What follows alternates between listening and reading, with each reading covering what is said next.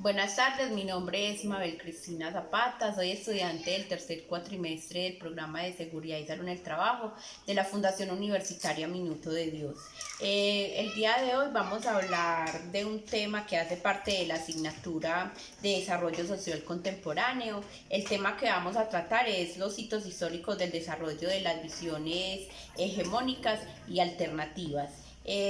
Voy a iniciar hablando en sí de lo que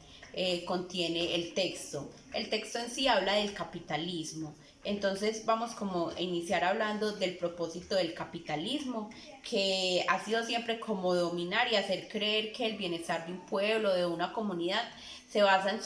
su desarrollo o crecimiento económico, cuando pues obviamente no ha sido así, porque tiene otros ítems más importantes. El tema del capitalismo empezó con la división entre metrópolis y colonias. De allí nace la distinción entre países civilizados y países bárbaros. En la actualidad el capitalismo se ha ido transformando y ha llegado a su máxima refinación con el tema del neoliberalismo, que ha sido pues un tema de gran impacto en el mundo. Haciendo que todo el tema del capitalismo existente pueda reducirse al tema de mercancía o actividad económica que para ellos tenga un gran impacto. El tema del capitalismo, como se dice por ahí, ha ido construyendo países sometidos o países dominados. Estas grandes potencias o esos grandes países han escogido países que tienen una actividad económica muy grande y muy importante, pero ellos con su lenguaje nos han hecho entender de que somos países que no podemos desarrollarnos o que no podemos salir adelante cuando ese lenguaje que ellos han utilizado ha sido todo lo contrario, pero ha sido pues un tema y un lenguaje que ellos nos han inculcado para poder, como se dice por ahí, llevarse en todo lo que producimos y prácticamente vender todo ellos a muy alto costo y pagarnos a nosotros a bajo costo, cuando debería ser un tema contrario.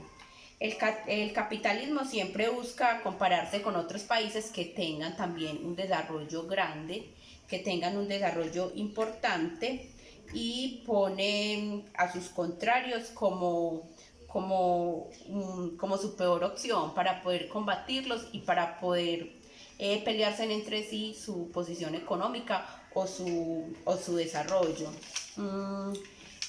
Algo que también leí que de pronto me causó un poco de curiosidad o de importancia fue cuando el Banco Mundial hizo una comparación en el año de 2003, que fue comparar los países ricos con los países más pobres. Cuando se hicieron estas diferencias se dio a conocer que el 85% de los gastos en educación se fueron para los países más ricos. Y pues lo restante se lo dejaron pues como a los países menos desarrollados. Entonces es ahí donde vemos pues como esa gran diferencia donde esos países ya desarrollados se llevan pues la educación más grande y por decirlo así a nosotros los países menos desarrollados nos dejan pues como lo poco, lo sobrante. La regla para este tema pues del capitalismo siempre ha sido pues como clara, que quien más acumule capital, mayor capacidad económica tendrá para poder combatir o pelearse con otras potencias o con otros países que tienen un alto desarrollo.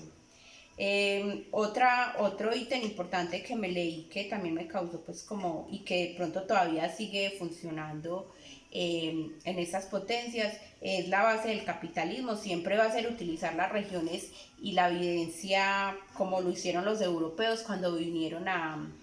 nuestras tierras y hasta el día de hoy pues eso sigue como un tema igual, es un tema que aún todavía no ha cambiado. Pues a mí la reflexión que me dejó esta lectura es que yo creo que nosotros debemos